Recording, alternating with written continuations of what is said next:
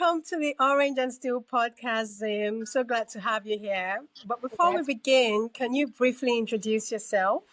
My name is Zim, also known as Zumi. I'm a travel influencer, food blogger, lifestyle creator, and a finance specialist. Nice. So glad to have you on the show. Lovely to have you here. So, without any further ado, let's dive in.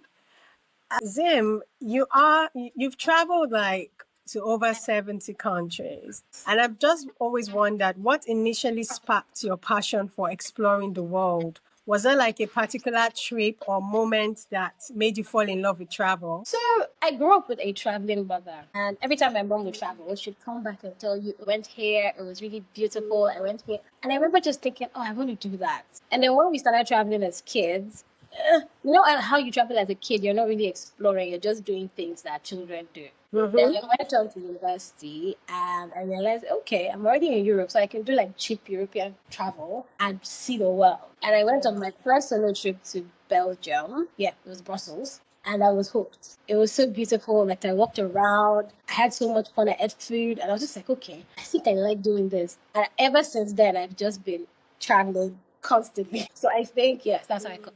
I literally had a traveling mom, and I realized that there's so much to see in the world, and I just see it. I mean, that's lovely. I mean, a lot of people crave that. But what's amazing is that your first trip was actually a solo trip. Yes, my first proper trip as an adult was a solo trip to Brussels. How? How did that happen? Like, it's really rare.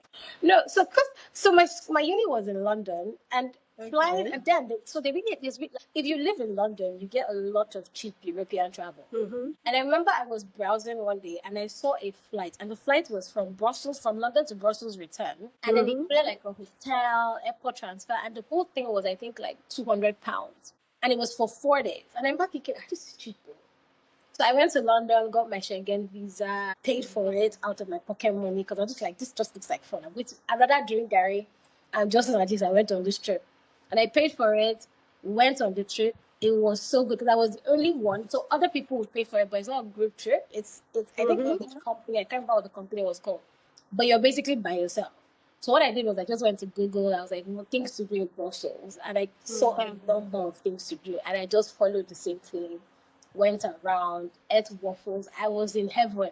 I was just like, oh my God, this is so much fun. Which is why when I see people say they don't solo travel, I'm like, what do you mean? Do you not like your company? It's so much fun. But yeah, I had a blast. So after that, I just started solo travel. So since then, I've solo traveled a lot. I actually really like solo traveling. Yeah. Yeah, that's really good. Even I want to do more of solo travel because I mean, people always get scared like you're going to be alone in the country. It's a strange place, but I mean, you make it look easy No, because it's and you fun. make it, yeah, you make it desirable. So it's something like yeah, people should actually explore. I feel like more So people should solo travel. yeah, so can you share a memorable experience from a destination that pleasantly surprised you? Oh, I remember one. So when one of my trips, I think it was like 2 years ago, I went to Slovenia. I decided to go hiking, and it was like a 3 hour. So in my mind, I'm like, oh, well, that's 3 hours, not that bad. I take my phone, I start the hike. Little did I know that once you get on the trail, you don't have phone service. So you're basically just with no phone service. And then I got lost. And halfway Wow. through, I'm like lost. So imagine you just lost in the middle of like a forest. There's nobody around. So I panicked because I'm just thinking, oh my God, how am I going to get back? My phone is not working. There's nobody around. And it was beginning, so it wasn't getting dark, but it was beginning to get dark. Like, because it was late evening. And then this old woman comes out of nowhere. She's just like carrying her basket. I don't know where she was going to. And she looked at me and she was speaking, so she couldn't speak English. So she was like talking to me, and I'm looking at her like I don't speak. And she told me to come with her. Now, the Nigerian in me should not have gone with a random old woman. But at that point, I was just like, look, I'm lost. I might as well just go with this woman. Your only hope, So basically. I went to her. We got to her house. She offered me like soup, one soup that had like meat inside. Me too, I took the soup because I'm just like, I'm hungry. So I ate the soup. She said I should wait. She went somewhere for like 5 minutes. She came back with this man. And the man was like, oh, hi. And I was like, oh my God, you speak English? She was like, yes, he speaks English. So I explained to him that I was going on the trail. I got lost, blah, blah, blah. He was like, oh, that don't worry. He'll show me how to follow the trail and then how to come back so I don't get lost again. So literally, as I was leaving, she gave me like a nylon bag and it had like bread, had like pastry. and water and a drink. And she basically told the guy to tell me that, oh, this is for me to use for the rest of the trail so I don't get hungry. And it was so nice because I just remember thinking, this is actually really nice. Because she Actually, left me there by myself. I said, I don't know this person. But she literally was so nice. Took me to her house, made sure I had food there, gave me snacks, made sure she found someone that could speak English. So it was just, they're good people in the world. I always say this all the time. I'm like, no matter how jaded I get, I always remind myself that they're actually really good people in the world. And when you solo travel, you get to meet a lot of them. That's one of my memorable experiences when I was traveling. it's so beautiful. Scary as well because even the Nigerian in you will be like, oh my God. We'll start praying all sorts of prayers. But that was good. And then the fact that there was even a language barrier, but somehow she could communicate. She knew that you needed help. I think that's a Yeah, beautiful story. And you're so right. I think we should be more open minded. There are actually a lot of kind people around the world, good people. definitely. There are so many lovely people in the world. I feel like we should just be very open minded and we should pay it forward. When someone is kind to you, you should also be kind to people, moving forward because the kindness is paid forward. So most Yes, times, I totally agree. yeah, when I see people on solo trips now, I'm just like, look, do you need help? Are you lost? Do you want to take your picture? Because, yeah, solo travelers are typically by themselves. So you want to also be nice to them. That's great. That's great. But do you always solo travel or do you sometimes go with a group of people? 70% of the time, I solo travel. So 70%. The other 30 is a mix of friends, family, group travel. But I really like solo travel. I like my own company. I know. Sometimes people say, I'm just like, what do you? I enjoy my company like a lot. So I'm As just, it should be. I really like solo travel. If left to me, I'll solo travel all the time. But of course, you want to also travel with other people because it's fun to also travel with people because then you get to experience things with people as opposed to just by yourself. That's fun. Yeah. So, Zim, you have a full time job and you still manage to travel a lot. How do you make that work? Because, some people, I mean, when you think about those in the corporate world or those running their businesses, sometimes it's demanding, for them. Like they're in demanding jobs, they don't know how to prioritize travel. So, how do you manage it and how can you advise people in demanding corporate jobs or running businesses on how to prioritize travel without feeling stretched? When people ask me this, I always tell them I'm like, no. When I first started out working, because I've been working for a lot of years. When I first started working, of course, it wasn't this easy. Because you have to make sure that work doesn't get in the way. You have to make sure your bosses approve all of that shebang. But as I got older, I realized because I like travel, even when I'm interviewing with companies, I sort of gauge the people I'm going to work with. So if I have a boss that is very finicky about, oh, you have to be at the office, you can't take your leave, then I already know we can't work well together because then I like to travel. I'm my best self after a trip. So if you try to stop me from traveling, I'm just going to be grumbling at work, and you may not like me as a staff. So what I'd advise people is, first of all, you need to plan everything. Now I know some people don't like to plan the entire year trips because they're just like, oh, I want to do some things on the fly. But if you have a 9 to 5, you need to plan.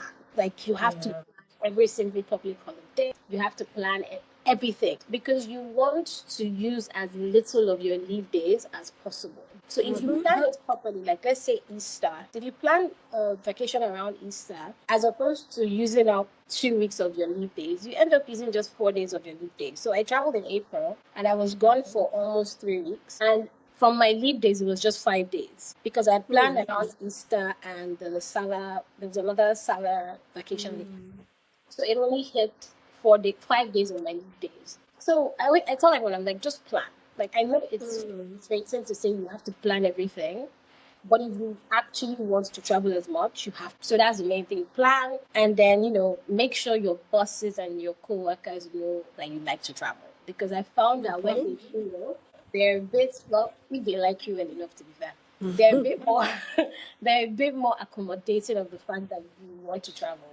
But if they don't like you, that's a different kettle of fish. I can't help you there. But if they do like you, and if you're hardworking enough, they'll let some things slide just because they like you. Yeah. So the main thing is plan, plan, plan. There's always a way around it, even if you have the bosses that don't like it. I like what you said about planning around holidays so that you're even using less of your leave dates so you can spread it across the year. So that's a good one. So, for someone on a budget, what are a few affordable but rewarding destinations you'd recommend right now? So I first of all, I love Asia. That's like my favorite continent. I can't explain it, but the reason I like Asia is because it is very affordable. So compared to Europe or Africa, I always tell people I'm like African travel is very expensive. I don't care where anyone says, Yes. but African travel is very expensive. So compared to African travel like European can travel, Asian travel, at least for Nigerians. So I don't know about for Nigerians, you get more bang for your buck because for Okay. one, our your money goes far. So you can get a 5-star hotel in Thailand for $50, like a five star. Really? Wow. Okay.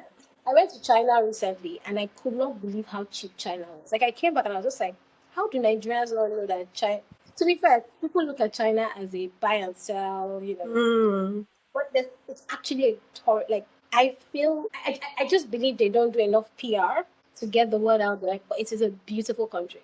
So I feel like Asian countries, so Thailand, Malaysia, China, are the top three countries I would advise any person to go to. It's cheap. Yeah, so the flights to get there are expensive and they're pricier than going to, let's say, Europe. But when you average it out, you end up realizing that it's cheaper. Because if you're Okay. going to go to Europe and spend, let's say, 200 euros a night in a hotel, that same hotel, or even a better hotel, is going to cost you $60 in China. So it makes more sense for you to go to China when your money goes further and you end up spending way less. So I think I Okay. spent 3 weeks in China and the whole thing cost less than $2,000, which is wild. I would For never two do weeks. Wow. Okay. yeah, I would never do that. And that's including the flights. Like I would never do that in Europe. In Europe, by the time we've done all we can 2,000 euros like it's so I find that Asian countries are budget friendly countries, especially Thailand,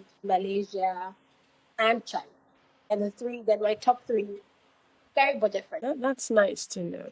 I know you also talk a lot about the Philippines. Yes. Would you say they're affordable as well, or are they really expensive? So Philippines used to be affordable. So the first time I went there, it was very affordable. And when I went the second time, because they're now more touristic, it's now a bit more expensive. Mm. It's slightly expensive. So especially the islands. The islands are now quite like on the islands we're seeing hotels for like $200. And I'm thinking, huh? When? But because there's more tourists that now know about they go there more.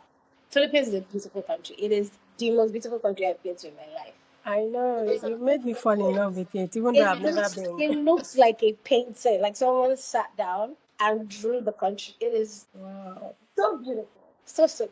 Yeah. I can't wait to visit. You've talked about it so much. I always think like, oh, I have to. It's on my bucket list. I must go. I love Philippines.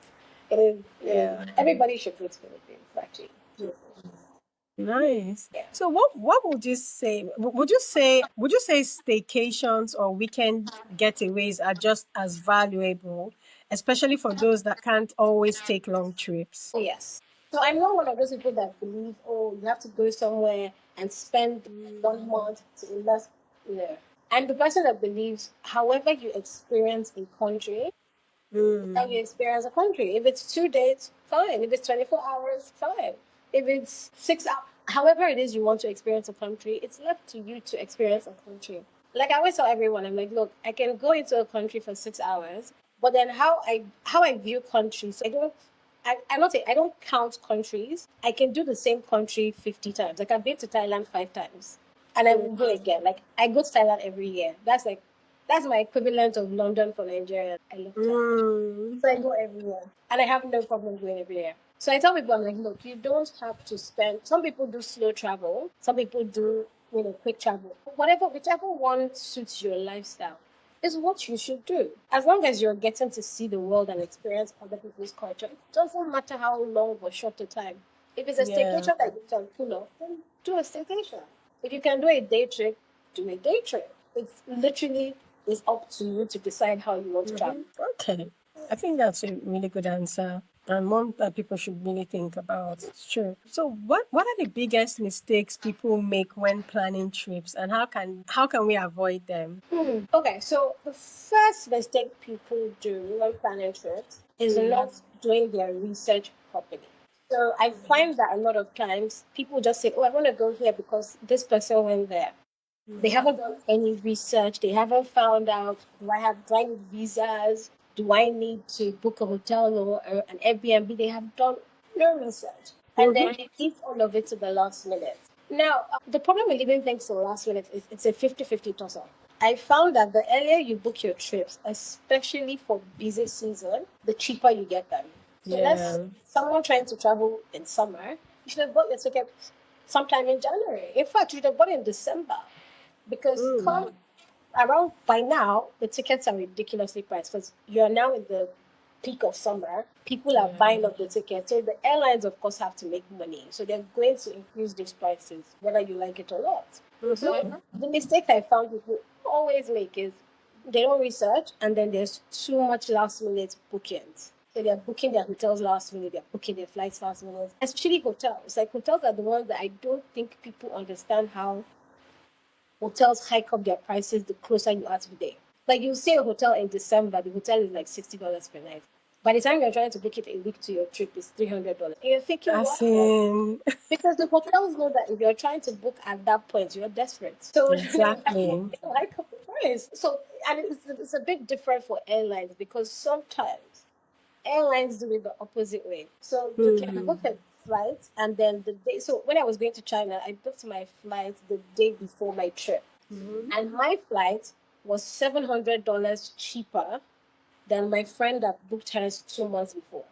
So some airlines, what they'll do is if they're closer to the flight date, they try to sell up the seats. So they'll make it cheaper. But it's a 50-50 toss up because you might risk it and then it's like triple the price. So I just thought, I'm like, look, the earlier you can buy things, buy it. The earlier you can pay for things, pay for things. Just so you save enough money and you're not overspending on things that you should not overspend on. I love that. You're so right. Planning. It still boils down to what you said about planning and Yeah, it's all planning your tickets on time, planning, booking your hotels, and then that bit, the risky bit. I don't know if I want to take it, but I understand like it works out for people it works out. sometimes. Yeah, sometimes it works out.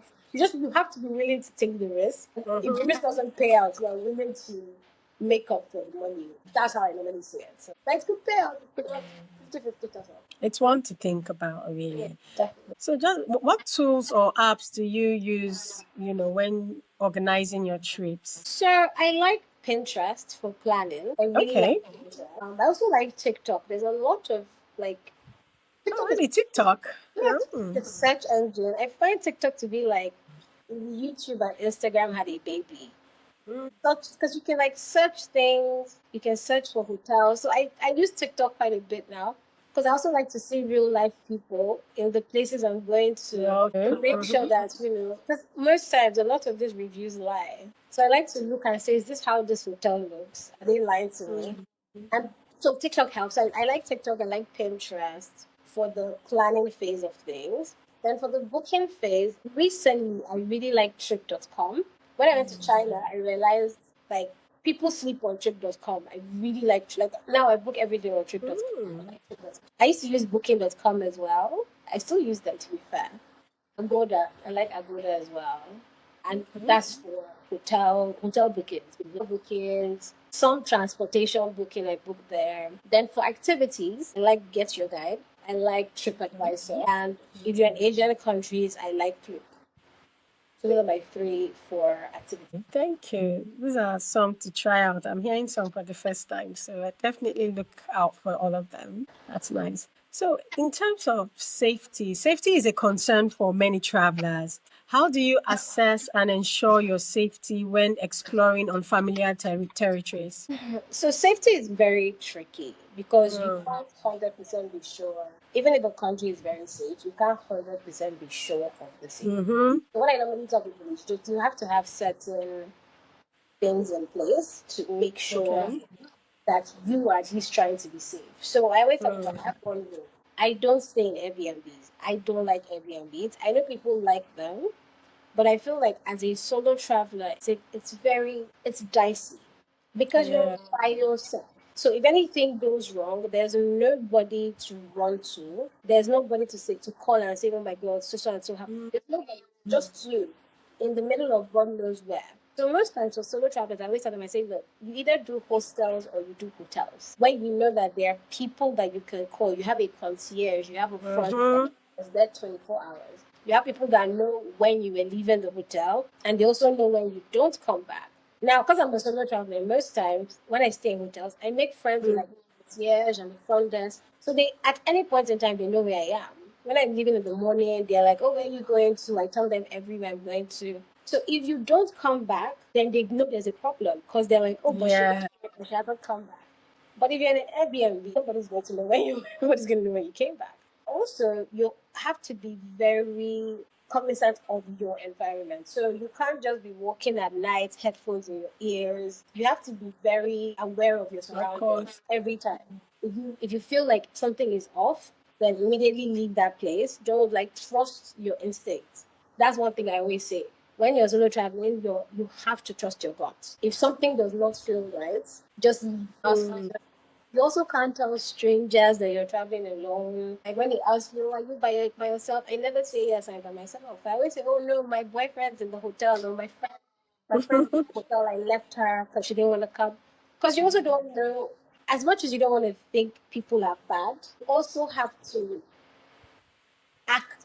You also have to understand that not everybody has good intentions. So, do you see travel as a form of self care? And in what ways? If so I feel like it's a form of self-care if you actually enjoy the process of immersing yourself in a country. So like I said, immersing yourself has nothing to do with how long you're in the country, but has more to do with you actually putting yourself and trying to understand the culture, understand their way of life. But as a form of self-care, yes it is, because it is how you find yourself. It's how you know yourself. I tell people all the time, I'm like, travel is something I think everybody should do. And I also think that everybody should solo travel because there's something about solo travel where you just get to sit by yourself. A lot of people don't just sit by themselves. They don't just sit and with their thoughts, and they don't like it.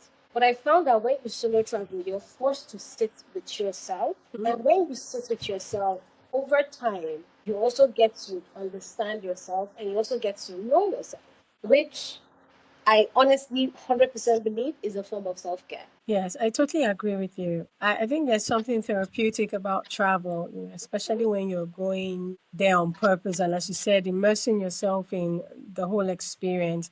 You come back home and you feel refreshed. You feel new. You feel like, okay, I'm ready to get back into the crazy hustle and bustle of the city and the day and all of that. But I think travel does give you something that is part of what you said, like sitting with your thoughts, resting, moving around, learning new cultures. So I think it's a beautiful experience. And as you rightly said, everyone should travel. Which brings me to my next question. How has experiencing different cultures impacted your worldview? I'm very open minded. I tell people all the time.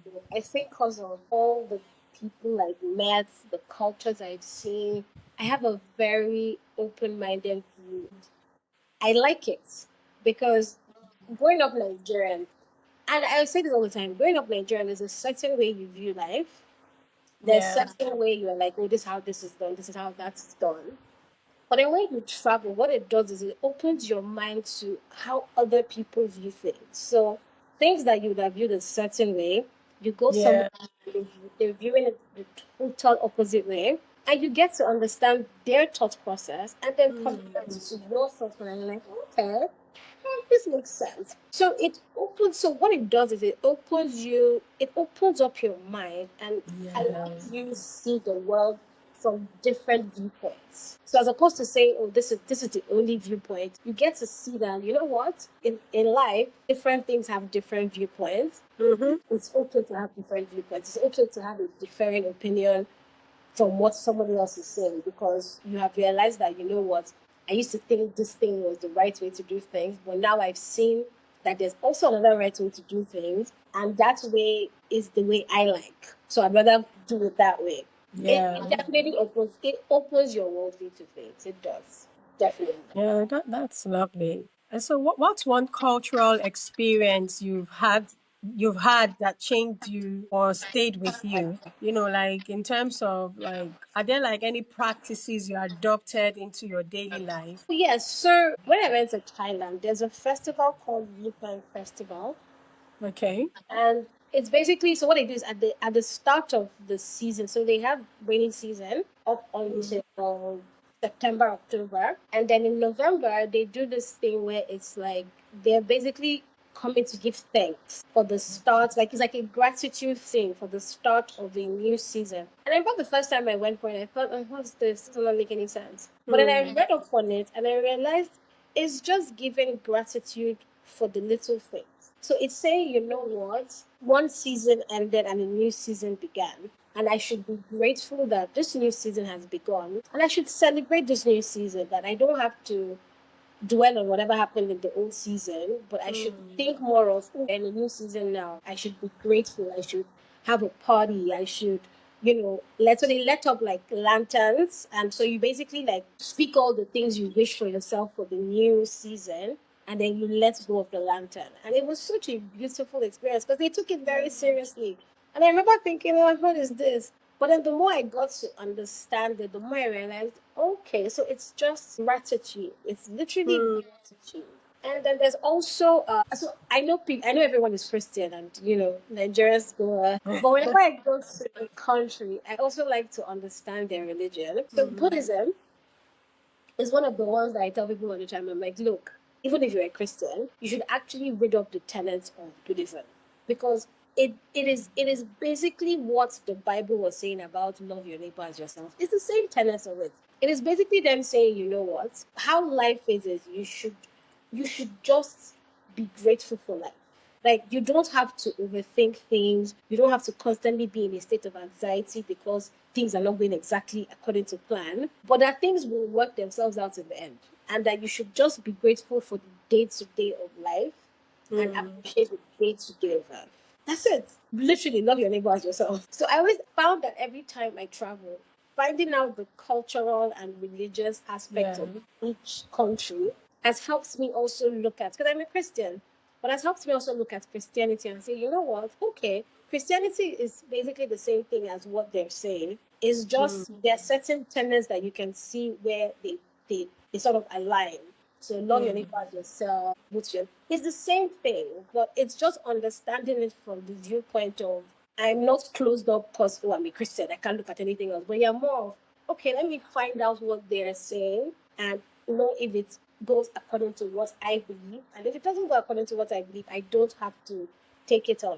But if there are Of certain course. aspects that I feel would make my life better, then why wouldn't I incorporate it? It just makes your life better. Yeah, how I see it. I mean, that's a good perspective. Of course, a lot of people wouldn't agree with you, but But but I see where you're coming from. people fight it with their lives. A lot of people won't agree. But I mean it's a good way to be open. As you rightly said, you're learning about other people's culture, learning about other people's religion. That doesn't mean you're following it verbatim, but you're understanding that, oh, okay, this is what it is for them. And some aspects actually match with what you know about your own religion. So I mean, it's beautiful. I like that openness. It helps. It increases your exposure. You learn more, and I mean, I think it's nice that you're that open and you take out time to learn.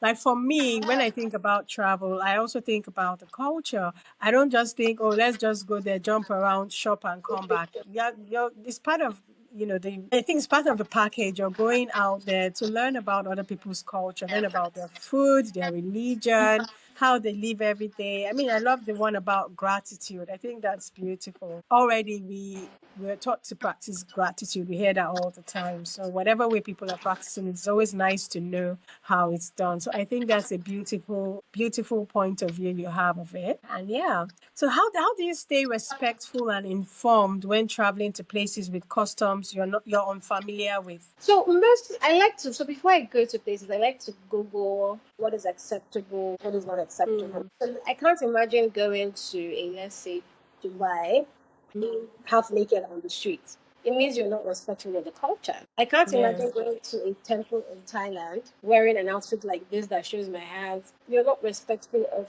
the culture.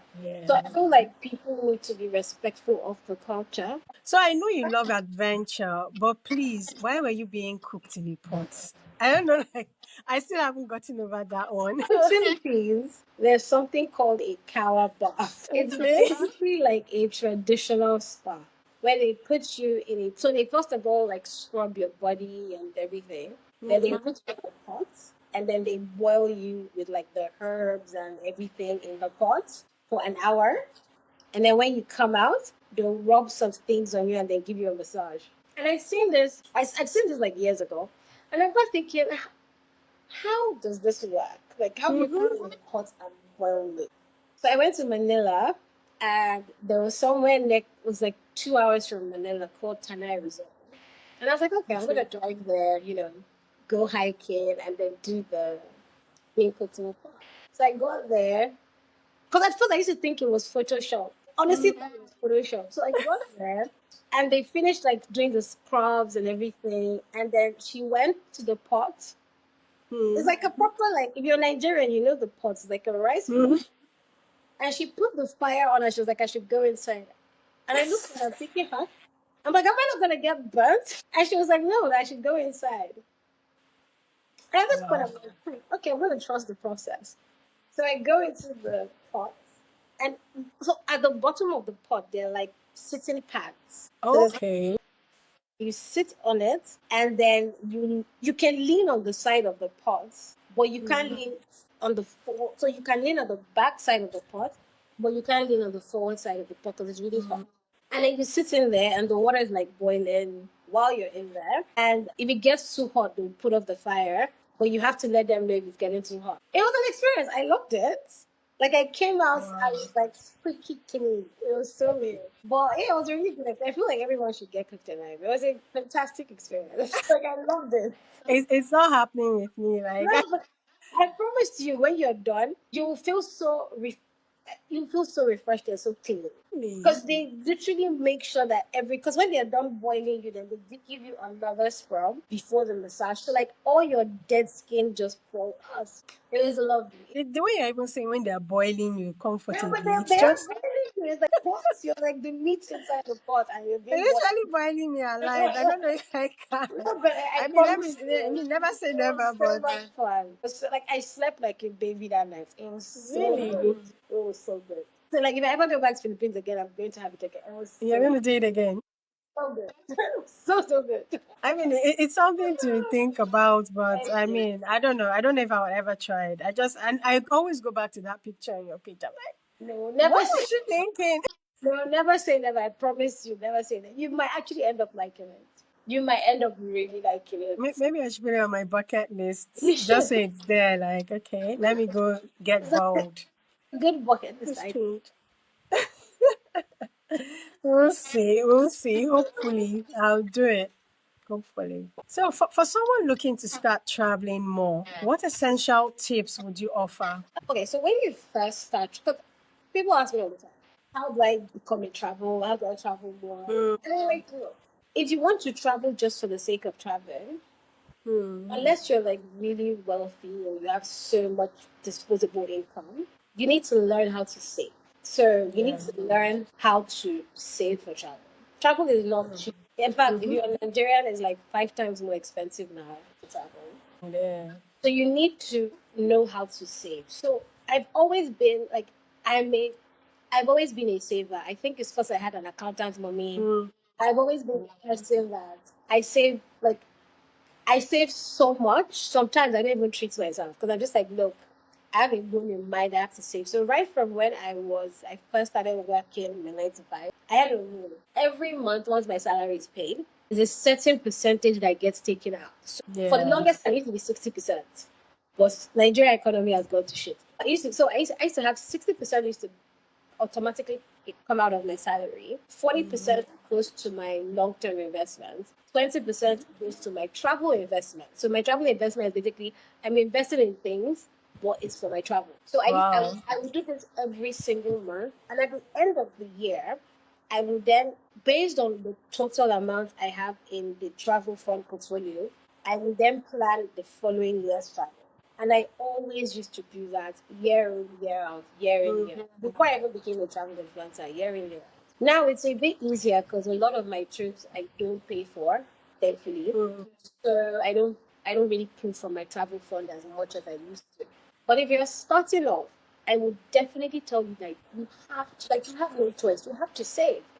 And I Yes. understand that not everybody makes a lot of money, but I'm also of the belief that little drops of water make an ocean. So if you start saving 10,000 naira every month, before you know it, you'll be able to save 100,000. I also tell people you have to find other sources of income. Now, when I see people say, "Oh my God, they must have a lot of money," I'm like, look, I'm a hustler. If you know me, look, I will hustle to the end of the earth. Like, I have done makeup artist, I've been a fashion designer, I've done I've done everything you can think about. I've done it, and the reason I like doing it is because I honestly believe that it's always good to have an alternative source of income. Because no matter what they're paying you as your salary, getting money that is not your salary is also very good because then it helps you buffer your total income. And you can then say, you know what, money I get from this alternative source is what I'm going to use to travel. So a lot of people when I first started it was money from making clothes I used to use to travel. It was money from doing makeup I used to travel. You have to be willing to hustle. Unless you're wealthy, that's a different kettle of fish. If you're a normal everyday person, you have to be willing to hustle and say, you know what, Yeah. I'm going to travel, I'm going to hustle to make it happen. And I'm a firm believer that if you put your mind on something and you work towards it, I promise you, look, God rewards hard work. No matter what anybody says, Yes. God rewards diligence. So you have to show up and tell yourself, I want to travel. I'm going to save so and so amount before the end of the year. Then you break it down into how am I going to save so and so amount before the end of the year? Because people have lofty dreams or lofty plans, but they don't break it into little achievable Exactly. goals. So I like to break it down into minute goals. So I'll say, okay, I need $15,000 to travel the whole of next year. Okay, how am I making $15,000? If I'm saying I'm saving so and so dollars from my salary, where's the rest going to come from? So if I know, okay, I need to get an extra $8,000, where am I getting it from? I have to do like one or two odd jobs. What are the odd jobs? You have to like break it down into Yeah. so that it's easier for you to then look at the whole picture and say, you know what, okay, so I have so and so amount now, I have so and so amount left, I have to do A, B, C, D, E, F, G. And then you work, because then it will also help you work towards it, because you now have a target and you have set goals. And it's easier to work towards it. For me, once again, the advice is you have to save. One, you have to learn how to save. And if your savings don't feel like it's enough, then you need to figure out alternative sources of income. And you need to work towards those alternative sources of income. Wow, thank you for that. I think that is like so beautiful what you've just said. Very educative, by the way, and it cuts across like everybody, whether you're just the regular person that likes to travel, or you're even an aspiring travel influencer, or whatever. Like it's just basic. Like for you now, I know you've gotten to the point, as you said, where you collaborate with companies that even pay for your flights now. Hotels are calling you, but that's because you put in the work. And I see even your page, people can sleep on your page. It's beautiful, and I know how much work it is It's a to lot of edit work. all It of is those a lot of work. videos. You know, sometimes I know, like sometimes I'm like, how does she have time to do this? You know, because you have a 9 to 5. So you're putting in the work, and we can all see it and all. So thank you for that advice, and well done for everything you're doing, because you also like help people travel. So visa processes can be daunting, as you know, especially with the Nigerian passport. Have you faced any visa related challenges, and how did you navigate them? Oh, look, I tell people, I'm like, look, every time I apply for visa, it's Russian roulette. I'm literally playing Russian roulette. One of the ones I remember, so Bali. So I remember saying I wanted to go to Bali. So I went to Bali in 2019. Bali didn't used to give tourist visas at all. Like they didn't give like Nigerians didn't get Bali tourist visas. They were not a thing. And I really wanted to go. And I remember I'd gotten like my Thailand visa, Malaysian visa, Bali. I'd call them, they'll say we don't give Nigerians. We don't give Nigerians. Wow. And I was like, okay, you know what? But I always tell people, and I say this all the time, I honestly believe I am God's favorite child. You can't tell me nothing. Like, I always apologize. I'm like, I think God literally sits and is just like, how do I make this child's life easier? Because I remember telling everybody I'm going to go to Bali. I didn't have a visa. Bear in mind, these people that I'm saying I'm going to their country are saying they don't give me a visa. And I had a boss there. And she had an event she was meant to go for. And she was like, you know what? She didn't want to go. She was like, Zay, will you go for me? And I'm like, okay, so yeah, no problem. And I went to this event, got to the event, sat down. I was sat next to him, a guy. He looks kind of Indian, but he was sat down next to me. And we started talking. So we're talking about everything, random things. We're just talking for like an hour. And then we started talking about travel. And I was just like, oh yeah, like I'm traveling in summer, blah, blah, blah. I was telling him all my where I'm going to. I was like, oh, I'm trying to get Indonesia, but they're saying they don't give tourist visas, and it's making me so sad. And he looked at me and he was like, I can help you with that. And I started laughing and I was like, come off it. And he was like, no, I can. I was like, how can you help me with that? And he was like, I'm the consular. Wow. And I Look was at like, that. what? I was like, what are you talking about? He was like, yes, I'm the consular of the Indonesian embassy. I'm like, no, you're not. And then he gives me his card. He's the consular in the Abuja office. And he's like, you know what? You don't have to come to Abuja. He's like, take your passport to the Lagos liaison office. He will bring it to Abuja for me. I will put a visa for you and then send it back. All this while I'm thinking somebody's pranking me. I sent my passport. They put the visa in. It comes back to Lagos. I have my Indonesian visa. Like, this is what? Wow.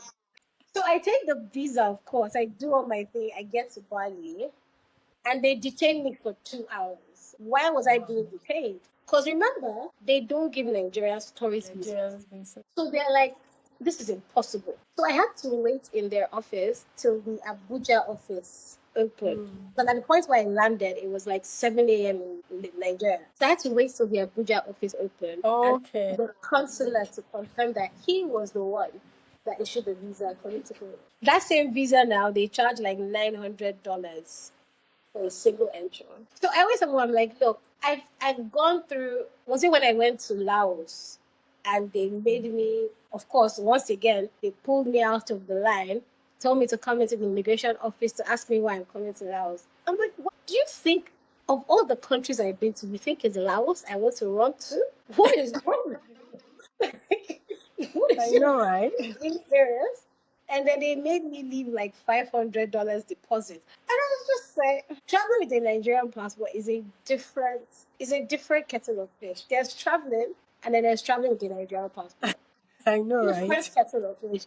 Like I heard recently that Vietnam has banned Nigerians. From where to where? Vietnam, when I went to Vietnam, was e-visa and it was $20. Now they banned Nigeria. Now, for you to get a Vietnamese visa, you have to do it from a Vietnamese person, and they are charging like $1,600. So, my rule around traveling with a Nigerian passport is if you can, make sure you get the three big visas or the four big visas. So, like the UK's, the US, Schengen, Canada. Those four open doors for a lot of other people. So what I found is, especially because I travel a lot, immigration officials are much more nicer to me when they flip through my passport. So at first, when I give them the passport, they're a bit hostile, which I know. Nigerian passport is a different fish. Man. They're a bit hostile, but once they flip through, they're just like, oh, okay. Okay, and then they hand you back the passport. No questions, no. Like, I don't get asked, oh, show me your hotel bookings anymore. Nobody asks me any questions. Because by the time you flick through, you realize, okay, this person does this regularly. They're Yeah. not. They're not trying to run to your country. It's not that serious. But traveling with the Nigerian passport is a lot. It's applying for visas. I hate visa applications. I I like I know. hate like I tell everybody all the time, I hate it with a passion. Like once my visa is expiring, to myself is I have to do this process again. But it's something you have to do. If you, especially you like traveling, you just have to. And I mean, as some people also say, that's building your travel history just Exactly. around Africa, places that, are visa free, and then grow from And there. then great. So it's important. But I like that. I mean, I think what you've said will help those that are struggling to travel with their Nigerian passports. It's not going to be easy, but if you It's not love to gonna. travel, It's not gonna be easy. I can tell you. just go I know for I it. make it look like it's easy because I don't show like Mhm. the. It's not exactly, especially for you that explores even a lot more countries. You get, and it's painful because even countries are not even looking at to live in. Like, why am I going to leave Like, Nigeria to this there are other some of place? them that I feel insulted because I'm like, you think it's you? I would be so like I'm always so insulted because I'm just thinking, no, no, no, no, no. You went through my passport and you thought it was your country. I looked at all those other ones and I thought to myself, ooh, let me go and live in Laos. Why? What are you talking about? Why would I do? So it's for me. I've learned that you build your travel history. A lot of the countries become less because they now know you're not necessarily a threat. Okay, so I was going to ask you, do you plan travels for others? Is it something you do already or you plan to do? No, so I plan travel for a couple of. So I have like a niche clients I plan travel for Okay. because I like the way I plan my travel. I like people that are open to new things. I like people that are just like, you know what, Jim says I should do this outright. Those are the Okay. people I like. So I have a niche. I have a niche clientele, and it's Clientele, like okay. word of mouth that I get those clients, and I like that it's niche. I probably will get into like planning for more people when I'm a bit more patient. But I found that I like my niche clients just because I'm learning patience. So once I learn full patience, I'll start taking on more clients. But for now, it's just my niche client. And that's fine, really. I mean, give yourself time. Your niche client, they understand you. They understand You how I know do what they want and that. all of that. So it So makes sense. that's good. That's fine. So looking ahead, are there any destinations or projects you're particularly excited about? Are you're working on Yes. So I'm looking forward to visiting Pakistan. I know when I put this visiting where? Sorry. Pakistan, I know when I put this, I was like, oh my god, Pakistan. But I'm looking forward to visiting Pakistan, Iraq, Japan. I haven't done Japan. Mm, Yet. I'm looking forward to Japan. I'm looking forward to Namibia. I actually really okay. want to go to Namibia and Madagascar. Mm, But for the rest of the year, plan to. So what I did was when I first started traveling, I grouped them according to like continents. So I've okay. done Africa to a large extent. I've done Europe and I've done Asia. So now I'm moving towards the Americas and the Caribbean. So for the rest of the year, next year, I will focus on like the Caribbean, the Okay. Americas, do that for that side, while also still doing my whatever I have left of my Asian tour and my Mm, European leg and my African leg. Because there's some African countries I really want to see. Like I did Zambia last year. Blew my mind.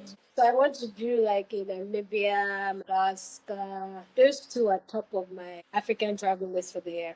Definitely want to do those two. lovely, lovely. Yeah, I want to do more African travel as Yeah. well, and then the Caribbean as Yeah. well. I'm So looking. I'm looking lovely choices. forward to it. So for aspiring travelers, what essential advice would you offer to help them start their journey? So start small. I know people look at my page and they're just like, oh my god, I want to travel like Zumi. The entire everything you see took years to get to. So I didn't wake up one morning and start staying in luxury hotels. It took years. But I find that people don't understand that you have their years before. So when people see people that have achieved things, they forget that there was a working process to get to that point. So I always say, I say start small, start local, to explore where you live. When I first started, I remember I tell people when I tell people that I've been to a lot of the states in Nigeria, they think I'm joking. I used to explore Nigeria for the fun of it. Like sometimes when there's a public holiday, I'll go to Cross River, I'll go to Calabar. Like explore around you. Enjoy traveling within your country. And then the more you travel within your country, you can then build and then start going out. You don't need to start off and say your first destination has to be London. No, you can start off Yeah. small. Go to Delta. If you live in London, go to outside of London. Go to the outskirts of like explore your environment because what also happens is when you start exploring your environment, it also piques your interest to want to see other places. So you're a bit more ginger to want to work harder to make it happen. So if you start off local and it Also, if you want to be a travel influencer, not local. So start with your local thing. Put in the work. Because a lot of people don't want to put in the work, but they want to reap the benefits. You have to put in the work. You have to have sleepless nights. I'm sorry. It's nothing in this world comes easy. Nothing comes easy. Even the people that you think, oh, all the billionaires you see now, it didn't come easy. They put in the work. Like they had sleepless nights. They had weekends where they weren't going out with their friends. They had lots of weekends where they didn't see their friends. Something has to give. So if you're starting to travel, like you just started traveling, my advice would be start off as a budget traveler because you probably don't have the funds to do luxury travel. Look for people that travel the way your finances can cover. So you don't follow a me. Don't look at a me. Look at a me for inspiration of places to see. But don't then say, oh, I want to stay in that hotel Zim stayed in.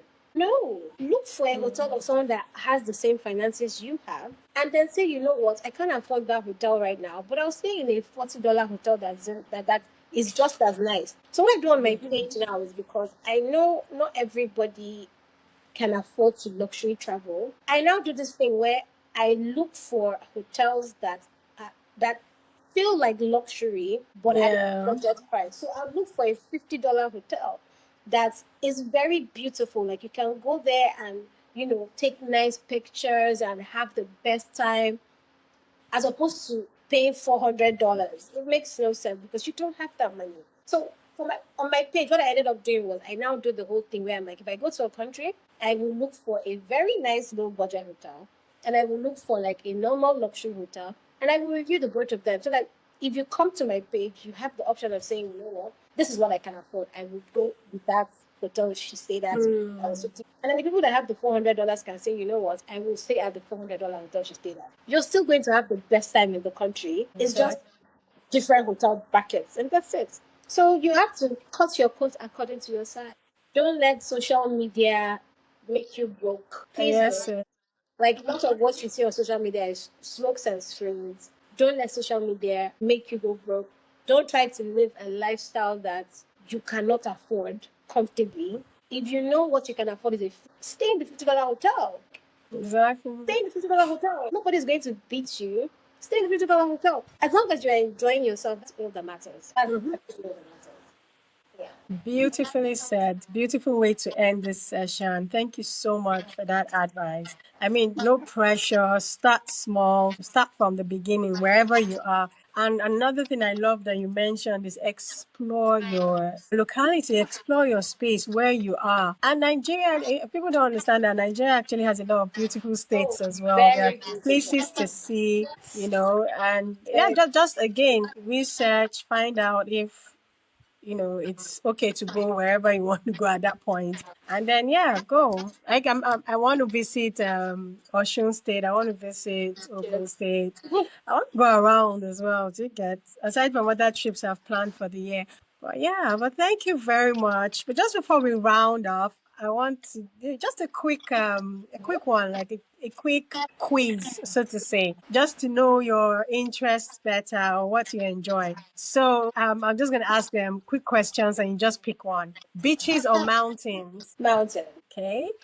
A place you think is overhyped and one that's seriously underrated. Paris, overhyped. I'm sorry, I don't like Paris. Then underrated, Zambia. Okay. What's the one travel item you never leave home without? My Galaxy AirBuds, my buds. I like quiet sometimes, so I need to just Okay. sometimes. Nice. Most memorable trip you've taken? There are many I know, but at least tell us one of them. China. China. Really? Wow. China blew my mind. I don't think people understand how China was just 10 over 10 over 10 minutes. Wow, that's nice. And I must say, honestly, when I was watching the videos on your page, I was like, is this really China? Because I never see anybody really put it out there. China. You get, because always when I think China, I just think business. That's the problem. Everyone thinks business. China is beautiful. So beautiful. So beautiful. Yeah, that's lovely. So thank you so much, Zim. It's been wonderful. I've learned a lot from you. It's Thank been you for having me. informative. It's been interesting. So thank you so much Thank you for for having me. joining me. Yeah, and then yeah, for everyone, I'm going to put the link to her page down here. You need to follow her on Instagram. It's an experience, it's an experience on its own. And then yeah, just enjoy it and learn from her and all. So thank you again.